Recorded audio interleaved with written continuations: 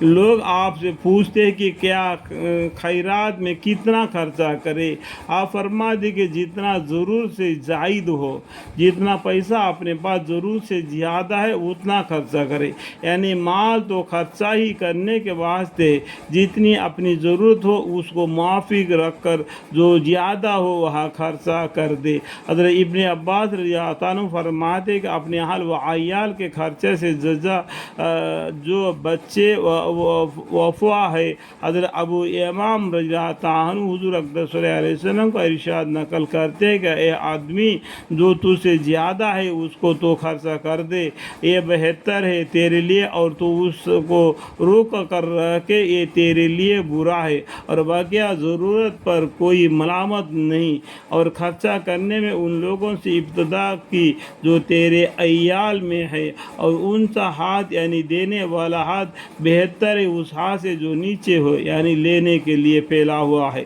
حضرت عطا رضی اللہ عنہ سے بھی یہی نقل کیا گیا کہ عفو عضو سے مراد ضرورت سے زائدہ ہے۔ حضرت ابو سعید خدری رضی اللہ عنہ فرماتے ہیں کہ ایک مرتبہ حضور اقدس صلی اللہ علیہ وسلم نے ارشاد فرمائے کہ جس کے پاس سواری زائدہ ہو وہ اس شخص کو سواری دے جس کے پاس سواری نہیں ہے، اور جس کے پاس توشہ زائدہ ہو وہ اس شخص کو توشہ دے جس کے پاس توشہ نہ ہو۔ حضور اقدس صلی اللہ علیہ وسلم اس قدر اہتمام سے یہ بات فرمائی کہ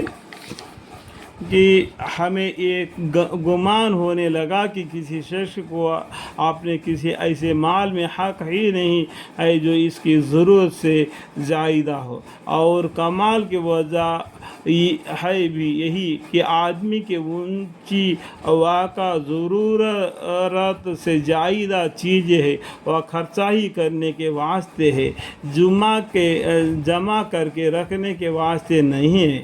بعض علماء نے عفو کا ترجمہ سہل کیا ہے، یعنی جتنا آسانی سے خرچہ کر سکے کہ اس کو خرچہ کرنے سے خود پریشان ہو کر دنیائی تکلیف میں مبتلا نہ ہو، اور دوسرے کا حق ضائع ہونے سے آخرت کی تکلیف میں مبتلا نہ ہو۔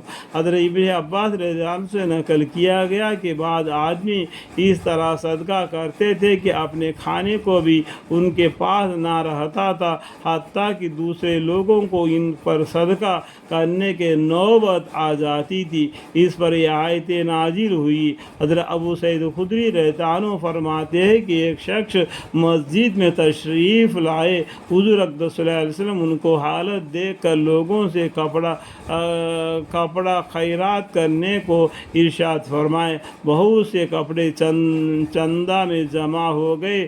حضور اقدس صلی اللہ علیہ وسلم ان میں سے 2 کپڑے ان صاحب کو عطا فرمائے۔ اس کے بعد پھر حضور اقدس صلی اللہ علیہ وسلم صدقہ کرنے کی ترغیب دی اور لوگوں نے صدقہ کا مال دیا، تو ان صاحب نے بھی 2 کپڑے میں سے 1 صدقے میں دے دیا، تو حضور اقدس صلی اللہ علیہ وسلم نے ناراضی کا اظہار فرمایا اور ان کا کپڑا واپس فرما دیا۔ الحمدللہ۔ قرآن پاک میں اپنے احتیاط کے باوجود خرچہ کرنے کی ترغیب بھی آئی ہے، لیکن یہ انہی لوگوں کے لیے ہے جو اس کو بشاشت سے برداشت کر سکتے ہو، ان کے دلوں میں واقع طور پر آخرت کی اہمیت دنیا پر غالب آ گئی ہو، جیسا کہ آیت کے سلسلے میں نمبر 38 میں یہ مضمون تفصیل سے آ رہا ہے۔ الحمدللہ رب العالمین۔